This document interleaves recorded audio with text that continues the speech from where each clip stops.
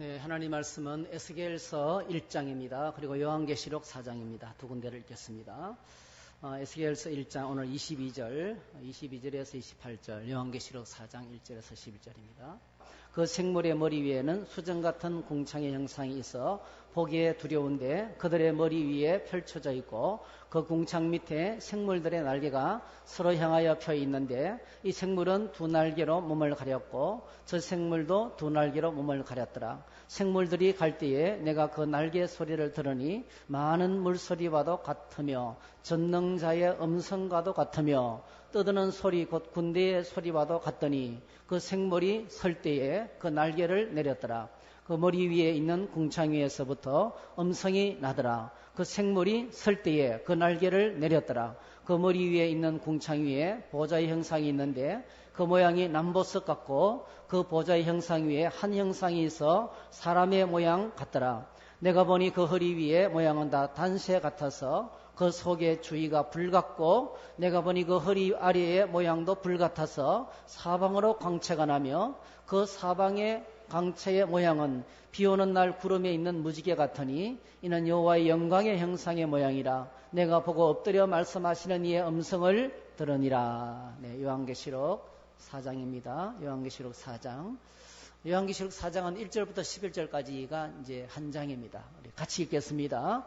이 일 후에 내가 보니 하늘에 열린 문이 있는데 내가 들은 바 처음에 내게 말하던 나팔 소리 같은 그 음성이 이르되 이리로 올라오라. 이후에 마땅히 일어날 일을 내가 네게 보이리라 하시더라. 내가 곧 성령에 감동되었더니 보라 하늘에 보좌를 베풀었고 그 보좌 위에 앉으신 이가 있는데 앉으신 이의 모양이 벽옥과 홍보석 같고 또 무지개가 있어 보좌에 둘렀는데 그 모양이 녹보석 같더라. 또 보좌에 둘려 24 보좌들이 있고 그 보좌들 위에 24 장로들이 흰옷을 입고 머리에 금관을 쓰고 앉았더라. 보좌로부터 번개와 음성과 우레 소리가 나고 보좌 앞에 켠 등불 7이 있으니 이는 하나님의 7 영이라. 보좌 앞에 수정과 같은 유리바다가 있고 보좌 가운데와 보좌 주위에 4 생물이 있는데 앞뒤에 눈들이 가득하더라. 그 첫째 생물은 사자 같고 그 둘째 생물은 송아지 같고 그 셋째 생물은 얼굴이 사람 같고 그 넷째 생물은 날아가는 독수리 같은데 4 생물은 각각 6 날개를 가졌고 그 안과 주위에는 눈들이 가득하더라. 그들이 밤낮 쉬지 않고 이르기를 거룩하다 거룩하다 거룩하다 주 하나님 곧 전능하신 이여 전에도 계셨고 이제도 계시고 장차 오실 이시라 하고 그 생물들이 보좌에 앉아서 세세토록 살아계시는 이에게 영광과 존귀와 감사를 돌릴 때에 24 장로들이 보좌에 앉으신 이 앞에 엎드려 세세토록 살아계시는 이에게 경배하고 자기의 간을 보좌 앞에 드리며 이르되 우리 주 하나님이여 영광과 존귀와 권능을 받으시는 것이 합당하오니 주께서 만물을 지으신지라. 만물이 주의 뜻대로 있었고 또 지으심을 받았나이다 하더라. 아멘. 예, 이 말씀을 가지고 내 생물들이라는 제목으로 말씀을 나누겠습니다. 기도하겠습니다. 하나님 참 감사합니다. 우리에게 이렇게 시원하게 예배할 수 있는 좋은 공간을 주셔서 감사합니다. 오늘도 온 마음을 다해서 찬양하게 하시고 기도하게 하시고 이제는 저희들이 하나님의 말씀을 나눕니다. 주님, 저희들이 말씀을 묵상하고 말씀을 나눌 때에 천지를 창조하신 하나님의 말씀, 그 말씀의 능력이 우리에게 임하기를 원합니다. 말씀으로 모든 우주를 만드셨던 것처럼 오늘 저희들을 새롭게 빚어주시기 원합니다. 우리의 삶의 어지러운 문제들이 질서 있게 회복되도록 축복해 주시기 원합니다. 평안이 넘치도록 축복해 주시기 원합니다. 오늘도 말씀에 집중하며 하나님께 나아갑니다. 우리에게 은혜를 베풀어 주시옵소서. 예수님의 이름으로 기도하옵나이다. 아멘. 아멘. 인터넷에 가면 썰렁한 유머가 있어요. 근데 여러분, 이 썰렁한 유머를 읽으면서도 이렇게 웃을 수 있어야 돼요. 저는 잘 큰 소리 내서 못 웃는데요. 그래도 웃을 수 있으면 참 건강에 도움이 돼요. 별로 안 우스워도 웃을 수 있으면 참 좋아요. 네. 인터넷에 썰렁 유머가 이런 게 있는데 썰렁할 수도 있어요. 근데 썰렁하면 여러분 체온이 떨어지게 되고 암에 걸려요. 근데 조금 뭐 간단한 거라도 웃으면 열이 오르고 몸이 건강하게 회복됩니다. 찬송에 대한 이런 재미있는 썰렁 개그인데요. 돼지 꿈을 꾸고 로또 대박을 노리는 사람의 애창 찬송. 주여 지난밤 내 꿈에 배었으니 그 꿈 이루어 주옵소서. 목류병 환자의 애창 찬송. 나 어느 날 꿈속을 헤매며 이런 해양경비대원의 애창 찬송. 물 건너 생명줄 던지어라. 목욕탕 주인의 애창 찬송. 곧 씻어서 정결케 하옵소서. 가오리의 애창 찬송. 부름 받아 낯선 이 몸 어디든지 가오리다. 이렇게. 며느리의 구박받는 며느리의 애창 찬송. 예수가 함께 계시니 시험이 오나 겁없네. 시험이에요. 시험이. 변비로 고생하시는 분의 애창 찬송 참 은혜스럽습니다. 울어도 못하네, 힘써도 못하네, 이런 찬송. 네. 산악회원의 애창 찬송. 태산을 넘어 험곡에 가도 저 높은 곳을 향하여 저 높은 곳을 향하여 날마다 나가면 이 찬송. 산에 가시는 분들 이 찬송 여러분 한 번씩 부르고 가시면 좋겠어요. 저 높은 곳을 향하여 이렇게 부르면 참 좋을 것 같아요. 기가 좋지 않은 노인들의 애창 찬송. 나 밝히 알아듣게 또 들려주시오. 뭐라고 한 번 더 말해달라 이 뜻이에요. 매일 열심히 운동하는 사람 애창 찬송. 날마다 우리는 걷겠네. 열심히 걸으니까요 체중이 쫙 빠지더라고요. 저기 우리 신재 집사님 얼마나 날씬하게 되시는지 몰라요. 신재 집사님. 그러니까 거의 뭐 10kg 이상 빠졌어요. 걷는 게 참 좋은 것 같아요, 여러분. 매일 좀 걸으시면 좋겠어요. 조명회사, 조명회사 애창 찬송. 이 세상 어떤 빛보다 이 빛 더 빛나네. 그 다음에 이제 서예가들의 애창 찬송. 하늘을 두루마리 삼고 바다를 먹물 삼아도 하나님 은혜를 다 쓸 수 없다는 거예요. 도둑들이 긴장하면서 부르는 찬송. 동방박사 세 사람 귀한 예물 가지고 그거 딱 보면 훔쳐가려고 이제 이런. 제가 이걸 읽으면서 참 안 그래도 골치 아픈 세상인데 연구를 참 많이 했다. 정말 그런 생각이 듭니다. 찬송에 대한 그런 이야기예요. 성경을 읽으면 여러분 저희들이 이해가 가지 않은 그런 책들이 참 많이 있어요. 에베소서라든지 뭐 산부인과가 좋아한대요. 골로새서 장례식장 하는 사람이 좋아한대요. 골로새서 이런 이제 뭐 그런 게 성경을 가지고 이렇게 재미있게 표현한 것들이 있는데 뭐 불경스러운 것은 아니고요. 그냥 재미있게 이런 받아들이면 좋을 것 같습니다. 여러분 우리는 매주일마다 주님께 나와서 찬송하고 기도하고 말씀 듣고 예배를 드립니다. 예배를 반복할수록 찬송을 반복할수록 어떤 일을 반복할수록 생길 수 있는 두 가지 이익이 있어요. 두 가지 극단이 있어요. 첫 번째로는요, 반복할수록 더 깊어져요. 여러분 여러분 혼자 찬양을 계속 불러보세요. 똑같은 찬양을 계속 불러보세요. 그럼 깊어져요. 그 은혜 속에 깊이 들어가게 돼요. 그렇게 되시기를 축복합니다. 말씀을 계속 되새김질해 보세요. 그 말씀 묵상의 본문을 가지고 계속 되새김질하는 거예요. 여러분 말씀 묵상이 어렵다고 하는데요. 여러분이 말씀을 묵상하면서 그 같은 본문을 가지고 끝없이 하루 종일 읽어보세요. 하루 종일. 짬만 나면 읽어보시고 또 읽어보고 또 생각해보세요. 그러면요 하나님의 말씀의 걸음이 내 안에 들어와요. 얼마나 은혜스러운지 몰라요. 그래서 반복하면 깊어져요. 저거 커피도 계속 내리니까요. 이제 물줄기가 조정이 돼. 이게 물줄기가 조정이 돼. 점점 더 물 내려가는 게 보여요. 과학적으로 기능이. 어디에 물을 내려야 될지 보이는 거야. 보이지 않는 곳은 길이 보여요. 이렇게. 어떤 일을 반복하면은 깊어집니다, 여러분. 반복하는 걸 두려워하지 마시기 바랍니다. 말씀 묵상도요, 계속 반복해야 돼요. 성경 읽기도 반복해야 돼요. 기도도 반복해야 돼요. 전도도 하다 보면 계속 길이 열려요. 하던 일을 반복하는 것이 굉장히 중요합니다. 그런데 반복을 하다 보면 예배도 반복해서 드리다 보면은 한 가지 위험이 있어요. 그게 바로 뭡니까? 매너리즘에 빠지는 거예요. 그냥 간격이 없어지는 거예요. 형식주의에 빠지는 겁니다. 그냥 아무 생각 없이 주기도문 하고 아무 생각 없이 신앙 고백하고 여러분 그래서 신앙 고백을 하고 기도를 하고 예배를 드릴 때마다 우리는 기억하셔야 돼요. 이것이 나에게 주어진 마지막 날이 될지도 있다. 하나님 오늘 이 예배가 최고의 예배가 되게 해주시기 원합니다. 내 생애 최고의 예배가 되게 해주시기 원합니다. 그런 결단이 필요하고 전쟁이 필요합니다. 왜냐하면 예배는 전쟁이거든요. 여러분. 예배는 정말 전쟁이에요. 그래서 우리가 기도하고 우리 권사님들이 기도하고 또 토요일날 우리가 토요일 새벽 기도는 이제 우리가 구할 게 많이 있지만은 주일 예배를 위해서 기도하잖아요. 주일 예배를 위해서 열심히 왜냐하면 전쟁이니까요. 그만큼 존중하니까. 그래서 생각 없이 드리고 생각 없이 고백하고 주문처럼 마치 그렇게 될 확률이 상당히 많습니다.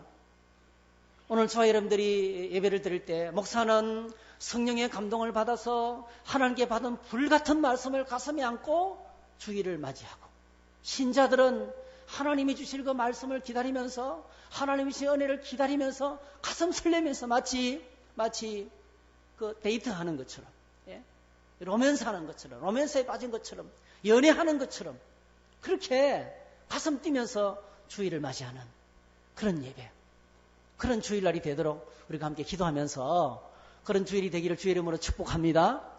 그게 부흥입니다. 여러분. 그게 부흥은 바로 거기서부터 시작이 되는 것입니다.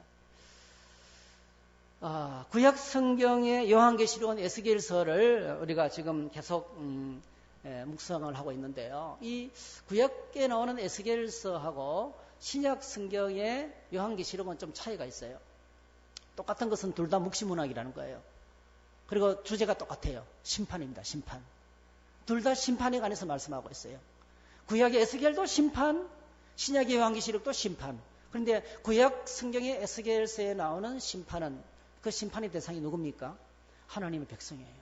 하나님이 하나님 백성을 심판하는 거예요. 누굴 통해서 심판합니까? 바벨론과 애국과 페르시아와 주변국들을 통해서 강대국들을 통해 주변의 강대국들을 통해 가지고 이스라엘 백성들을 심판하는 거예요. 왜? 이스라엘 백성들이 하나님의 성전을 너무 더럽혀놨어요. 우상이 가득한 성전으로 만들어놨어요. 하나님이 주신 그 땅을 너무나 더럽혔어요. 온통 폭력과 불의로 가득 차게 만들었어요. 그래서 하나님께서 계속 선제를 보냈는데 듣지 않았어요. 그래서 마지막으로 하나님께서 에스겔 선지자를 통해서 무서운 심판을 선포하는 메시지입니다. 근데 요한계시록은 똑같은 심판의 메시지지만은 그는 이 교회를 핍박하고 박해하는 교회를 핍박하고 박해하는 세상을 향한 심판을 선포하는 거예요. 둘 다 심판을 통해서 뭘 드러내십니까? 하나님의 하나님 되심을 드러내는 거예요. 여러분 오늘 저와 여러분들이 예배를 드리면서 한번 고백할까요? 하나님 따라합시다. 하나님만이 나의 하나님이십니다. 그렇게 고백을 하면 그건 예배를 잘 드린 거예요. 하나님 정말 하나님 나에게는 다른 어떤 것도 하나님이 될 수 없습니다. 오직 천지를 창조하신 하나님만이 나의 하나님이십니다. 나는 하나님의 백성이고 하나님은 나의 하나님이십니다. 이렇게 고백할 때 예배를 잘 드린 거예요.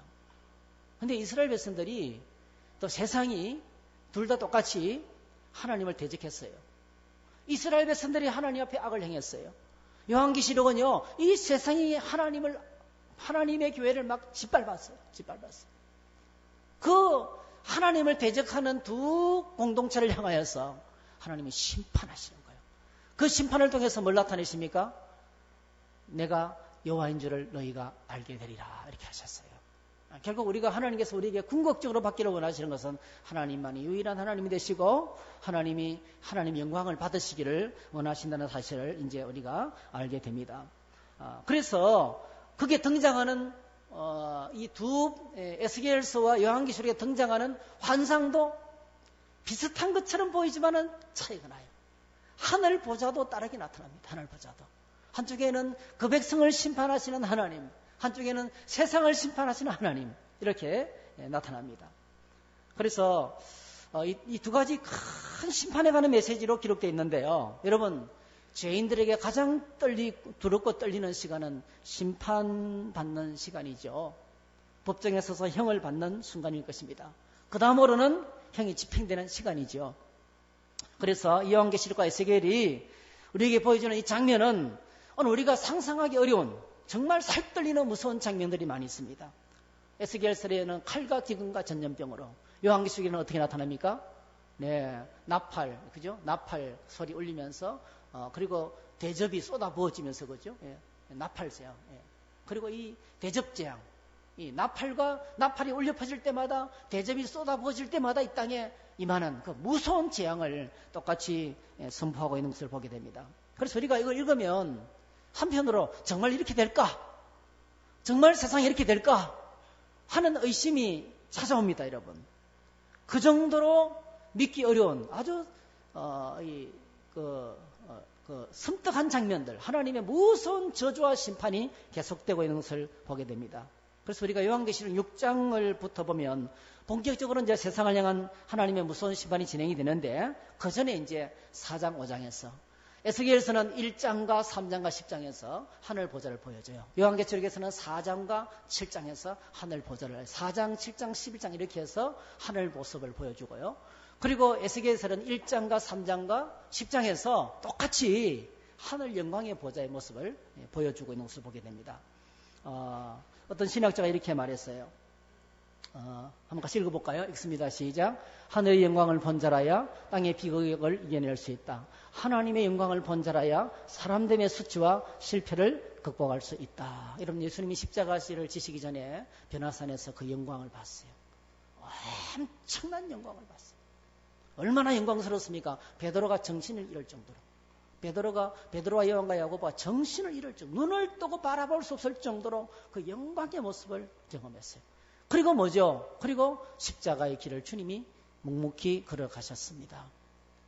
에스겔서도 마찬가지입니다. 에스겔 선지자가 끝없이 그 혹독한 저주의 심판, 저는 에스겔서를 읽으면서 너무 감사했어요. 여러분, 하나님께서 저에게 이렇게 무섭도록 심판의 메시지를 계속 전하라고 주신다면 제가 어떻게 될까 싶은 생각이 들어요. 오늘 본문을 보니까요, 에스겔이 감정 연기를 해야 됩니다. 감정 연기를. 눈물을 펑펑 쏟으면서 밥을 먹는 거예요. 눈물을 펑펑 쏟으면서 감정 연기를 요구하셨어요.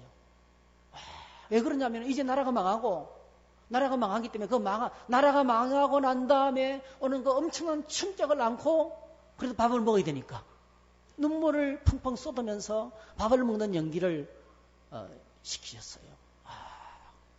근데 저희들은 오늘 저와 여러분들이 살아가는 이 시대는 은혜의 시대입니다. 할렐루야. 아직도 기회가 주어져 있어요. 축복의 메시지를 전합니다. 평안의 메시지를 전합니다. 구원의 메시지를 전하고 있어요. 얼마나 감격스러운지 몰라요. 감사한지 모릅니다.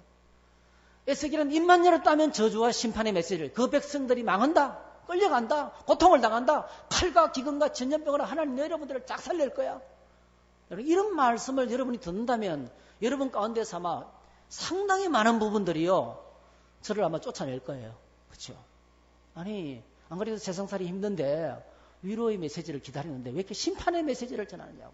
똑같습니다, 여러분. 시대는 바뀌어도 상황은 달라도 오늘 저희들의 영적인 상태는 똑같습니다. 그런데 에스겔은 끝없이 무서운 저주와 심판과 하나님의 이 판결의 메시지를 전했습니다. 계속 전했습니다. 정말 무섭죠? 그런데 여러분, 에스겔이 그 어려운 상황을 어떻게 감당할 수 있게 됐어요?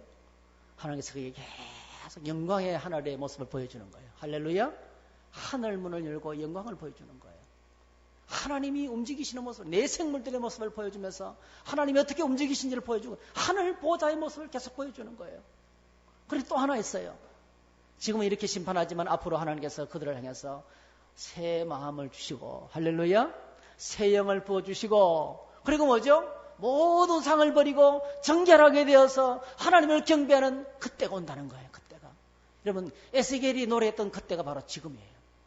내가 너희들 가운데서 성소가 되리라. 내가 그들을 만나주시겠다고 말씀하시면서 약속하셨는데 그 엄청난 희망의 약속을 쏟아부어 주십니다. 한번 따라 하실까요? 하나님 안에 소망이 가득하다. 그렇습니다. 우리가 세상을 바라보면 늘 이게 힘들어요. 염려가 가득해요. 걱정이 가득해요. 나를 봐도 걱정이 가득해요. 믿음의 눈을 들어서 하늘을 보시기를 축복합니다. 그 영광을 경험해야 되는 거예요. 우리가 예배하면서 하나님의 영광의 보좌 앞에 나가야 되는 것입니다. 그래서 요한계시록 4장과 5장을 통해서 하나님은 사도 요한에게 숨겨진 하늘나라의 모습을 보여주고 있습니다. 그리고 그 상황을 상세하게 설명을 하는데 그것이 2절에서 6절까지 요한계시록 4장 2절에서 6절까지 말씀입니다. 하나님의 보좌는 하나님께서는 하늘 보좌에 앉아 계십니다. 보좌에 앉아 계시는 그 하나님의 이 모습은 인간의 말로 표현할 수가 없어요.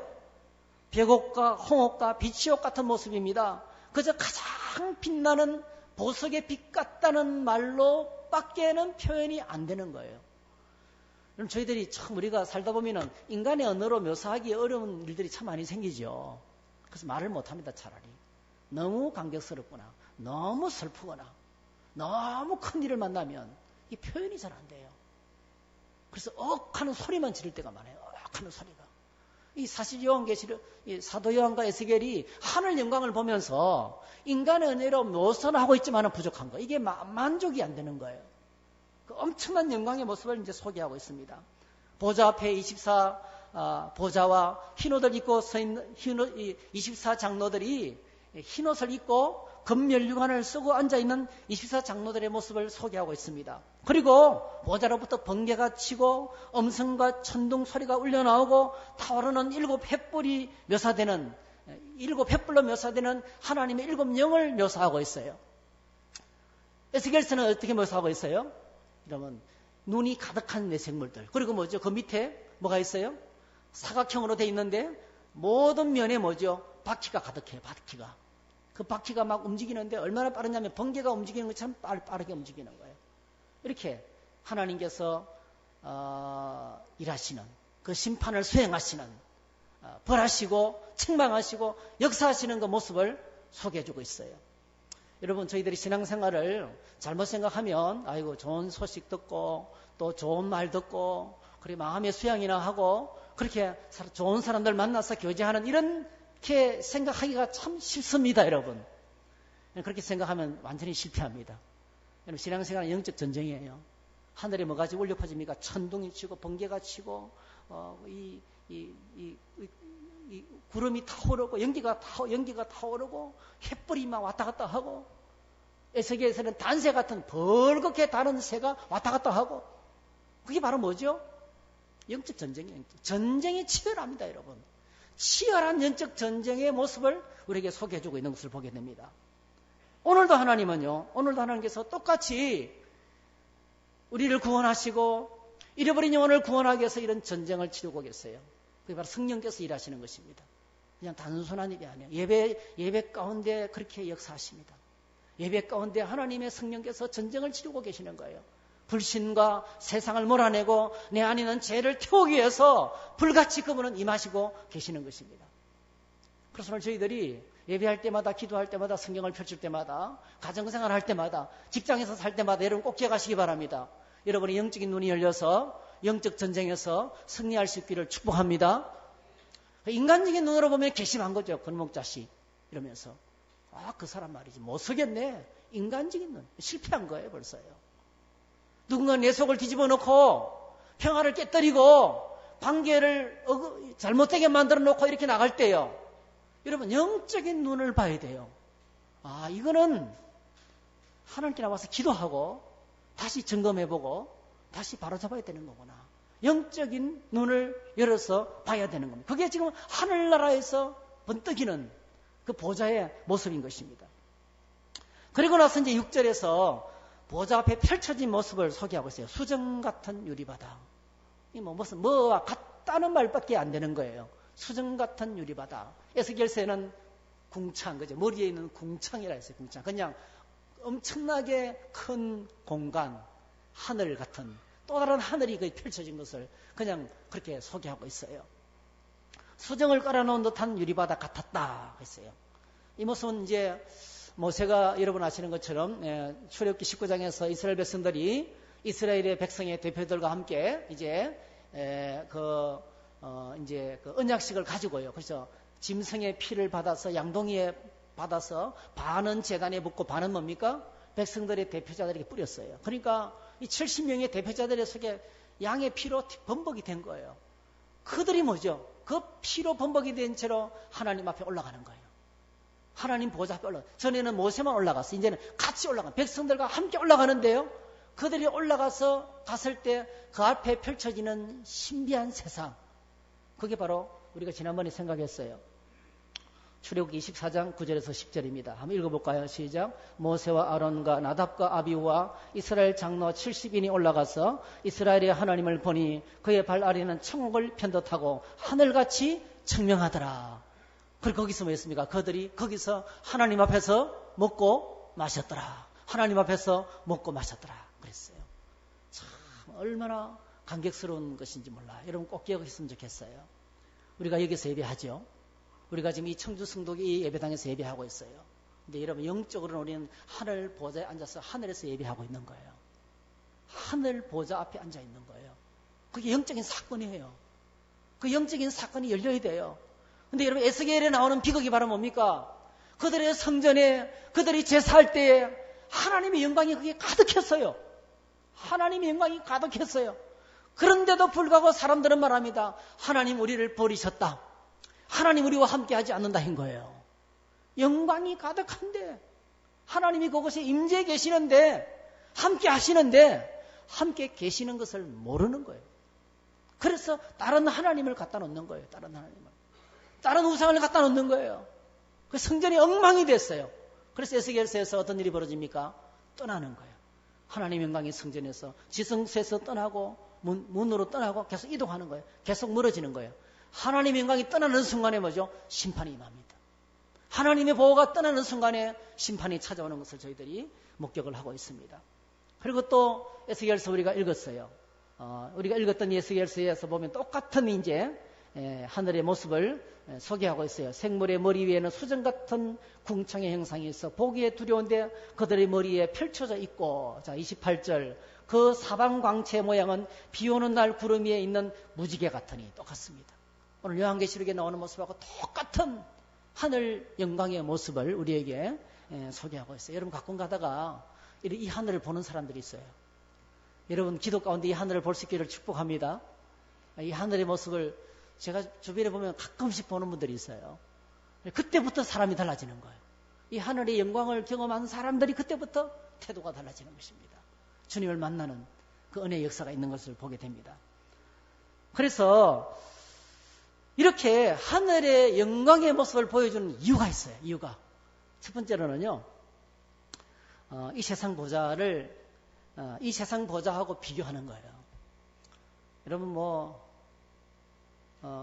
온 세상의 국가의 제일 큰 문제는 그 공동체의 그 국가의 지도자 문제예요. 지도자 문제.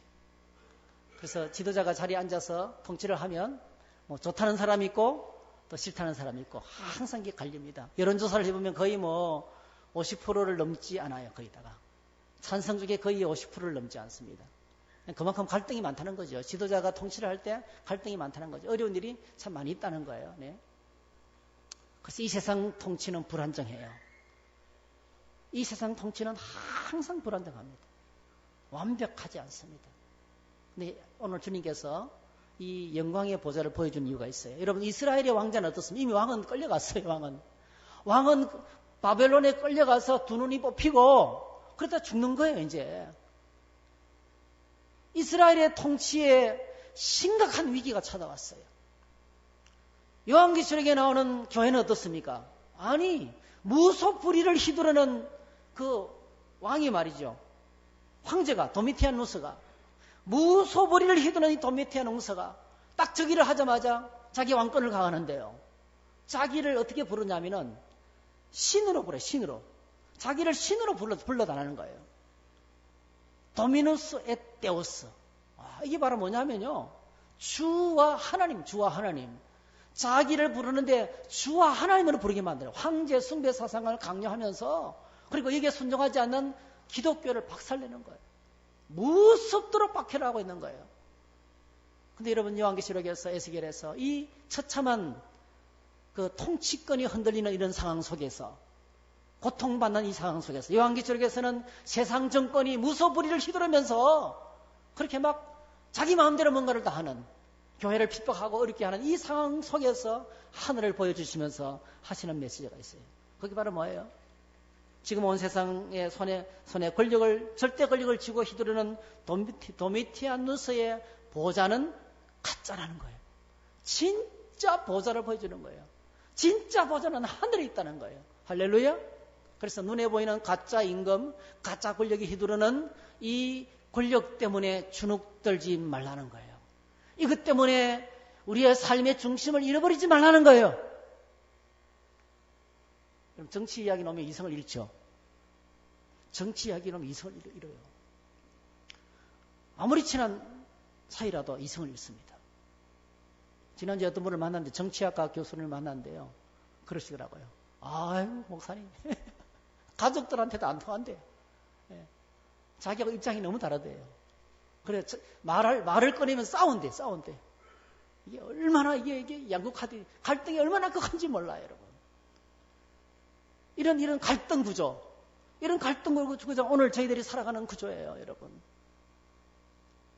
끝없이 계속해서 이 세상은 불안정합니다. 그런데 하늘 보좌는 자신을 절대화시키고 폭력을 휘두르고 있고 흔들리고 있지만은 그러나 그들을 두려워하지 말라는, 상황을 두려워하지 말라는, 가장 높은 보좌에, 하늘 영광의 보좌에 앉아 계셔서 여러분들을 지키시고 보호하시고 통치하시고 다스리신다는 거예요. 할렐루야. 그래서 오늘 저와 여러분들이 눈에 보이는 현상에 흔들리지 않기를 축복합니다. 하늘 보좌를 바라보면서 늘 기도하세요. 나라가 임하옵시며, 따라합시다. 나라가 임하옵시며, 그 기도하세요. 하나님 우리 가정을 다스려 주시고, 청주 성도교회를 다스려 주시고, 청주시를 다스려 주시고, 대한민국을 다스려 주시고, 저 일본을 다스려 주시고, 참 안타까운 일들이 많이 있어요, 여러분. 참 안타까워요. 물건을 서로 사고 팔면요, 물건을 서로 사고 팔면 평화가 임해요. 물건을 사고 파는 관계는 평화가 임합니다. 나는 사서 좋고 그 사람은 팔아먹어서 좋고 평화가 오는 거예요. 그런데 이걸 지금 차단하고 있어요. 불매운동을 하고 말이죠. 관계를 끊겠다는 거예요. 관계를 여러분 화평케 하는 자들은 하나님의 아들이라 일컬음을 받으라고 그랬어요. 화평케 하는 자들은. 여러분 자꾸 화평케 하는 자가 되시기를 바랍니다. 관계를 차단하고 끊고 보복하고 원수 감정을 불러일으키고, 그거는요, 대적하는 감정을 일으키는 것은 하나님께서 원하시는 게 아니에요. 좋은 관계 속에 나가야 돼요. 좋은 관계를 만들어 가야 돼요. 화평의 메시지를 전해야 돼요. 그런데 지도자들이 이게 막 적대 감정을 불러일으키는 거예요. 자신들의 정치 목적을 이루기 위해서. 하나님이 원하시는 것이 아니에요. 그래서 오늘 저희들 이 세상의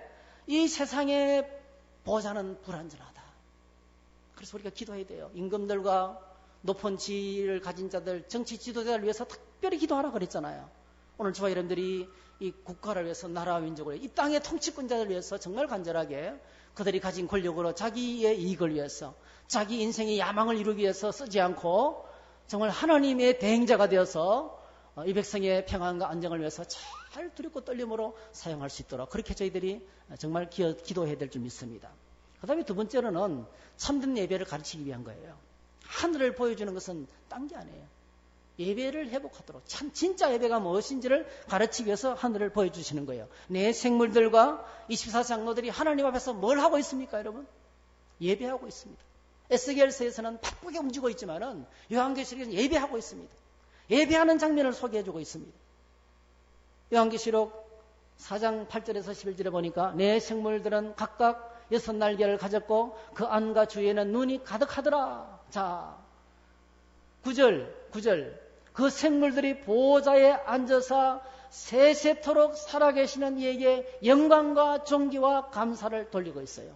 10절 24장로들은 뭐하고 있습니까? 똑같이 24장로들이 보호자에 앉으신 이 앞에 엎드려 세세토록 살아계시는 이에게 경배하고 자기 관을 보호자 앞에 드리면서 영광과 존귀와 권능을 올려드리고 있습니다. 예배하고 있습니다. 이 네 생물들이 예배하고 있어요. 하나님을 예배하고 있습니다. 여러분, 오늘 저와 여러분들이 예배라는 말을 들을 때 가장 먼저 던져야 될 질문이 있어요. 그게 바로 뭐냐면 인생의 목적이 뭐냐는 거예요. 인생의 목적이 뭐냐는 거예요. 예배라는 말을 딱 들으면 우리가 머릿속에 앉았다 일어났다 섰다는 복잡한 순서를 딱 떠올려요. 예? 순서를 묵기창 설기창 이렇게 묵상기도 기도 찬송 이런 식으로 그 순서를 딱 떠올려요. 근데 여러분, 우리가 예배를 생각할 때 제일 먼저 던져야 할 것이 내가 이게 왜 있는가? 내 인생의 목적이 뭔가? 내 삶의 목적이 뭔가를 먼저 생각해야 돼요. 우리는 종종 영화에서나 드라마에서 그런 드라마 참 많더라고요. 이게 두 사람 사이가 아주 좋은 관계였는데 어느 날 자동차 사고가 났어요. 그러니까 큰 충격을 머리에 받았어요. 충격을 받았어요. 그 다음에 깼는데 얼마 동안에 무의식 상태에 있다가 깨어났는데 기억상실증. 아무것도 모르는 거예요. 자기가 누군지도 모르고 자기 사랑하는 애인도 모르고 부모님도 모르고 아무도 모르는 거예요. 자기가 누군지 모르는 거예요. 기억상실증. 그런 이야기들 참 많이 보죠. 그런 드라마 내용이 참 많이 있잖아요. 슬프게도 오늘 이 세상에 우리의 삶의 모습은 인간 실존입니다. 인간 실존. 자기가 누군지 모르고 있는 거예요. 왜 태어났는지, 내가 어디로 가야 할지, 내가 뭘 해야 되는지, 내 인생의 목적이 무엇인지 모르고 있는 거예요. 모르고 있어요. 제가 어저께도 목동 중앙교회 가서 이제 커피 강좌 좀 해달라 해서 커피 강좌 전도 메시지를 전하러 왔어요. 사실은 제가 간증하면서 저는 간증할 때마다 하는 말이 있어요. 나는 예수 믿고 난 다음에 잃어버린 내 자신을 되찾았다고. 잃어버린 내 자신, 충성과 온유와 절제. 충성과 온유와 절제. 주님을 믿으면 충성, 온유, 절제. 내가 나를 조절하게 되고 컨트롤하게 되고 내 자신을 되찾는 거예요. 내 마음대로 막 살아가는 건 자기가 없는 거예요. 내 일이 없이 막 사는 것은 자기가 없는 거예요. 그냥 흙으로부터 와서 흙으로 가는 거예요. 그냥 사라지는 거예요. 그냥 공기만 소란하게 왔다가 가는 거예요. 그 존재 의미와 목적이 없는 거예요. 그리고 인생의 목적을 잃어버리고 함부로 살아가면 없는 거예요. 그냥 조금 지나면 다 먼지가 돼서 없어지는 거예요. 근데 예수 믿고 구원받으면 충성스러운 인생이 됩니다. 하나님 말씀에 기꺼이 순종하는 온유한 자가 됩니다. 그리고 뭐죠? 절제. 내 삶을 내가 조절하면서 하나님의 목적을 위해서 그렇게 질서 있는 삶을 살아가게 되는 거예요. 인생의 목적을 발견하는 사람의 모습인 것입니다. 예배를 생각할 때 여러분 꼭 기억하시면 좋겠어요. 예배를 통해서 우리가 회복해야 될 중요한 것이 있어요. 그게 인생의 목적을 발견하는 거예요. 여러분, 사람들은 뭔가를 위해서 열심히 살아가고 있습니다. 길거리에 지나가는 사람을 붙들고 지금 당신은 무엇을 위해서 살아가고 있습니까? 이렇게 당신은 여기 왜 있습니까? 이렇게 물었을 때 많은 사람들이 글쎄요. 내가 지금 여기 왜 있는지 모르겠네요. 근데 먹고 살려고 하니까 어쩔 수 없이 움직이고 있어요. 그 정도 대답일 거예요, 여러분. 그런데 여러분 삶의 현장은 만만치 않습니다. 그냥 살아가는 것 자체가 만만치 않아요. 제일 먼저 외로움과 싸워야 돼요. 자기와의 싸움이 필요합니다. 그리고 일의 노동에는 고통이 따라와요. 그 노동의 고통과 싸워야 돼요. 이 여름에 얼마나 무덥습니까? 막 땀이 흐르고 조금만 일해도 막 헉거리고 고통스럽거든요. 그걸 참아내야 됩니다, 여러분. 그래서 수많은 사람들이 일을 하다가 내려놓습니다. 일을 하다가 내려놓습니다. 그냥 잘 버티다가 너무 외롭고 너무 힘들어서 그냥 내려놓습니다. 어느 한순간에 무너지고 맙니다. 세상에서 사람들이 일을 하는 목적, 살아가는 존재 목적이 몇 가지가 있는데요. 첫 번째로는 노동을 위해서 일한다. 일하기 위해서 태어났다고 합니다. 그래서 일을 상당히 중요하게 생각합니다. 맞는 말이죠. 우리가 알고 있는 것처럼 창세기에 보니까 하나님께서 인간이 타락하기 전에, 인간을 만들기 전에 땅을 갈 사람 다 만들어놨는데 땅을 간다. 노동할 사람이 없어서 결국 사람을 만드셨어요. 인간은 태어나기 전부터 일을 위해서 태어났습니다. 일을 위해서 하나님께서. 그래서 노동은 굉장히 신성한 것이고 노동 속에 내 인생을 보내시는 하나님의 목적이 숨어 있어요. 그래서 일하는 것은 굉장히 중요합니다. 일단 일이 되어야 내 삶의 기초가 되는 겁니다. 일하지 않고 먹는 것은 거룩이 아니에요. 그런데 여러분 우리가 하는 일이 오늘 어떻습니까? 노동 안에 행복이 있고 기쁨이 있고 인생의 목적이 있고 노동이 예배만큼 즐겁고 행복해야 되는데요. 실제 우리의 삶은 어떻습니까? 일이라는 것을 물리학적으로는 물건을 옮기는 거예요. 여기에 있는 것을 여기까지 옮겼을 때 일을 했다 그래요. 제자리에서 가만히 있는 것은 일이 아니에요. 옮겨놓는 거예요. 예를 들면 페인트 통 속에 있는 페인트를 벽에 갖다 붙여서 옮겨놓는 것이 페인트 칠을 했다 그래요. 냉장고 속에 있는 음식물들을 끄집어내가 요리해가지고 식탁에 옮겨 놓는 것이 일입니다. 일을 한 거예요. 이동하는 과정이잖아요. 뭔가 이동 거리가 있어야 돼요. 무게가 있고 이동 거리가 있고 속도가 있고 이럴 때 이제 일 계산이 돼요. 물리학에서는 그렇게 일을 계산합니다. 근데 오늘 저와 여러분들이 이 땅에서 하는 일은 전부 다 단기적인 목적이에요. 전부 다 단기적인 목적을 위해서 있는 거예요. 우리가 일하는 것은요, 살아가는 삶의 과정이지 목적이 될 수가 없는 거예요. 일하기 위해서 태어났지만은 일이 목적이 아니에요. 죽을 때까지 일을 해야 되지만 그게 목적이 아니란 말이에요. 살아가는 삶의 과정일 뿐이라는 거예요. 단기적인 목적이라는 거죠. 그래서 일은 우리의 인생의 목적이 될 수가 없어요. 두 번째로는요, 끝없이 공부를 해서 자기를 개발시키는 겁니다. 이건 일보다 더 고상한 목적이죠. 계속 기술을 발전시키고 학교 가서 공부하고 자격증을 따고 과학을 발달시키고 예술을 심화시키고 시를 쓰고 수필을 쓰고 영화를 만들고 계속 점점 더 좋은 것을 만들어내는 거예요. 우리나라 영화 지금 세계적이죠. 그죠? 옛날하고는 비교가 안 돼요. 얼마나 발달인지 몰라요. 우리나라가 갖고 있는 기술이 얼마나 대단한지 몰라요. 근데 아직도 많이 멀었어요.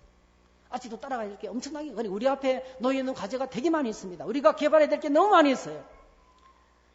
근데 분명한 것은 뭐냐면은 죽음이 다가오면 전부 다 태어날 때와 같은 상태로 돌아간다는 거예요. 아무리 똑똑해도 아무리 유능해도 세상 앞에 죽음 앞에 서면 그는 아무것도 할 수 없는 사람이 되는 거예요. 아무것도 할 수 없는 사람이 되는 거예요. 그래서 자기 개발하는 것도 헛됩니다, 여러분. 그것이 우리 인생의 목적이 될 수가 없어요. 세 번째로는 즐거운 인생을 즐겁게 살아가는 거야. 이렇게 주장했던 사람들이 많아요. 수많은 철학자들이 이렇게 인생은 즐기는 것이다라고 했어요. 우리나라 나이 드신 분들이 많이 부르는 노래 가운데서도 노세 젊어서 노세. 늙으면 못 놀죠. 왜냐하면 관절염이 와가지고 못 걸어 다니시는데 놀 수가 있겠어요. 맞는 말이죠. 인생은 즐기는 것이다. 여러분, 철학자 에피쿠로스가 그런 사람이 쾌락이 삶의 목적이라고 이야기했어요. 쾌락이 삶의 목적이다. 그 반대로 가르치는 사람도 있었어요. 고행을 해야 된다. 그렇게 가르치는 사람도 있었습니다, 여러분. 에피쿠로스의 철학은 이 쾌락주의는 잘못된 것인 걸 금방 알 수 있어요. 그렇게 살다가는요, 수많은 인생 가운데서 한 달은 쾌락을 즐기며 살 수 있지만 나머지는 엄청난 고통의 대가를 지불해야 돼요. 그렇죠? 그게 쾌락이 주는 삶의 마약 같은 그런 인생을 망치는 것입니다. 쾌락도 즐겁게 살아가는 것도 인생의 목적이 될 수 없어요. 그리고 짜릿한 쾌락을 사람들은 많이 추구합니다. 섹스라든지 음식이라든지 스포츠라든지 명품을 소장하는 거라든지 이런 것들도 여러분 나이가 들면 죽음 앞에 그냥 영원하지 못하고 다 없어지는 것들입니다. 분명한 것은요, 인생의 목적은 철학의 문제이지만은 철학은 답을 주지 못하고 있다는 거예요. 이 세상은 인생의 목적에 더 답을 주지 못하고 있다는 거예요. 인생의 진정한 목적에 대한 해답은 철학이 주는 게 아니고요. 문학이 주는 게 아니고요. 과학이 주는 것도 아니고요. 성경이 우리에게 대답해 준 줄 믿습니다. 그래서 소요리 문답에서 인생이 제일 되는 목적을 첫 번째로 소요리 문답 1문 1답에 이렇게 말했어요. 우리 다 같이 한번 읽겠습니다. 시작. 사람의 제일 되는 목적은 하나님을 영화롭게 하고 하나님을 영원히 즐거워하는 것이다 했어요. 이것은 인간의 원죄와 깊은 관계가 있습니다. 인간의 죄와 깊은 관계가 있습니다. 사도 바울이 로마서를 기록하면서 인간의 죄를 제일 먼저 지적했는데요. 이렇게 지적했어요. 하나님의 진노가 불의로 진리를 만난 사람들의 모든 경건하지 않은가 불의에 대해서 하늘로부터 임한다. 심판이 임한다는 거예요. 이유가 바로 뭡니까? 하나님께서 자신을 나타내신데도 불구하고 사람들이 21절 하나님을 알되 하나님을 영원하게도 아니하고 감사치도 아니하고 이걸 압축하면 예배하지 않는 것이죠. 예배하지 않는 이유는 인간이 심각하게 타락했기 때문에 그런 거예요. 그 타락한 죄가 바로 뭡니까? 하나님을 향해서 함부로 대하는 불경죄와 사람들을 대해서 막대하는 불이라는 거예요. 이 두 가지 죄 때문에 하나님 앞에 나가는 예배가 막혔다는 것입니다. 그래서 여러분, 예배하지 않으면요, 인생의 최고의 목적이 하나님을 예배하는 것인데 그 밑에 뭐가 깔려 있습니까? 죄 문제가 깔려 있는 거예요. 여러분, 말씀을 읽으면서 날마다 죄를 발견할 수 있기를 축복합니다. 여러분 인생의 죄 문제를 치료할 수 있게 되기를 바랍니다. 그 죄 문제가 해결되면 예배가 돼요. 이제요. 예배가 십자가 보혈의 은혜가 그래서 필요한 거예요. 창세기 1장 1절에 보니까 태초에 하나님이 천지를 창조하시니라. 태초에 하나님이 천지를 창조하시니라. 참 하나님께서 만드신 우주는 어마어마합니다, 여러분. 오늘 에스겔과 요한계시록에서 하늘이 열리는데 보좌가 펼쳐지는데 생물들과 24장로들이 찬송을 부르는데 제일 큰 주제가 바로 뭡니까? 하나님 당신의 전능하신 능력으로 천지 만물을 창조하셨다는 거예요. 그 하나님 우주 만물을 창조하신 영광과 건세와 능력을 찬양하고 있어요. 참 감사하게도요, 과학자들이 하나님이 지으신 세계가 얼마나 거대한 것인지를 우리에게 보여주고 있어요. 허블 망원경이라는 것이 개발되어서 허블하게 먼 거리에 있는 별까지도 이제 측정을 해요. 보는가 봐요. 여러분, 저희들이 밤하늘에 볼 수 있는 별의 수가 몇 개인지 아세요? 육안으로 보이는 개가 8,000개 정도 된답니다, 여러분. 근데 과학자들이 하면 이렇게 우리가 속해 있는 은하계에만 별이 100억에서 4천억 개가 있답니다. 100억에서,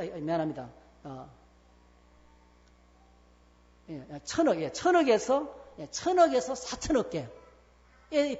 별 숫자가 그렇게 많대. 우리가 속해 있는 은하계가, 이 태양계의 은하계만 해도 4천억 개의 별이 있다는 거예요. 밤하늘에 보이는 별은 몇 개라고요?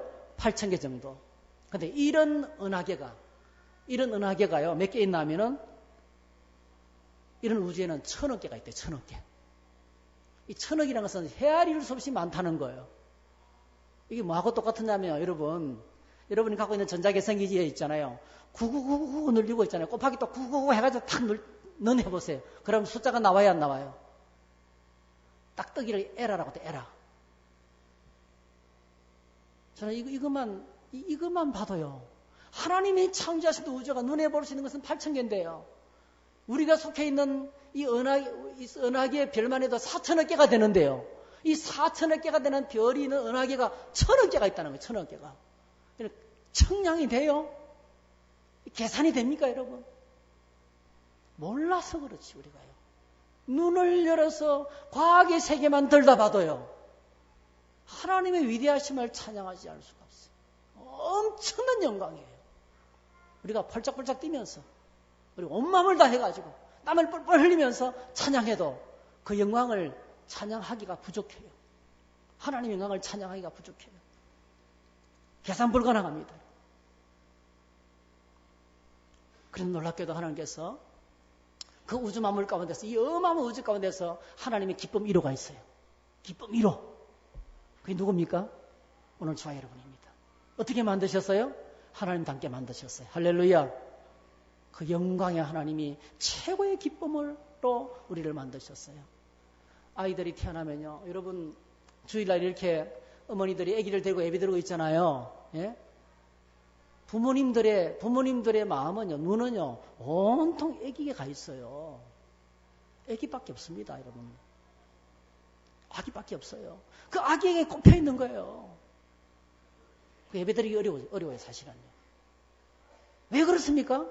그 아기의 모습 속에 누가 있어요? 자기 모습이 있거든. 내 모습이 있어요. 아기의 모습 속에 그러니까 아기를 쳐다보면 그 속에 기쁨이 넘쳐요.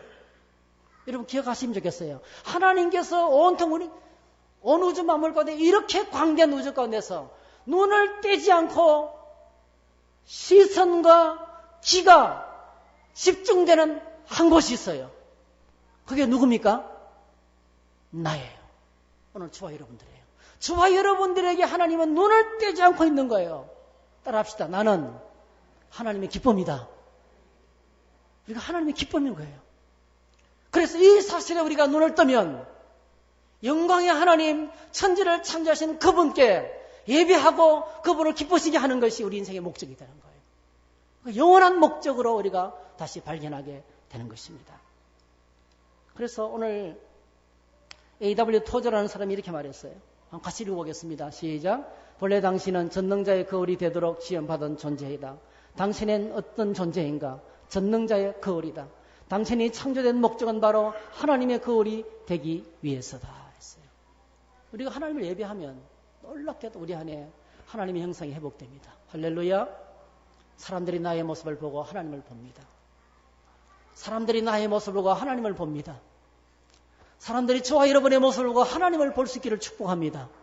하나님 계시네. 그거 바로 뭡니까? 예배입니다. 예배. 그 예배를 통해서 회복되는 하나님의 은혜인 것입니다.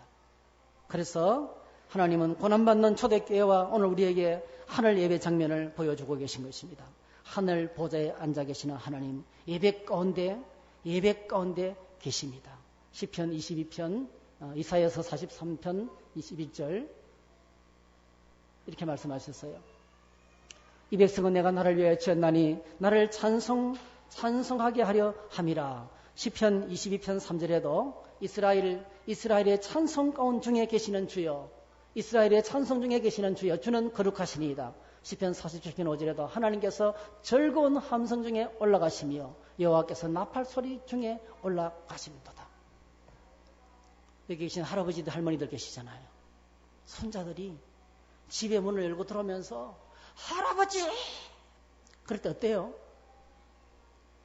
어떻습니까? 얼마나 기쁜지 몰라요. 오늘 저와 여러분들이 주님께 나와서 하나님의 이름을 부르면 하나님이 기뻐하실 줄로 믿습니다. 그것이 우리 인생의 목적이에요. 우리 인생의 목적이 되시기를 축복합니다. 세상에 아무리 좋은 게 많아도 나는 주일날 예배하기 위해서 있는 거야. 세상에 아무리 큰 일이 있어도 나는 예배보다 더 중요한 게 없는 거야.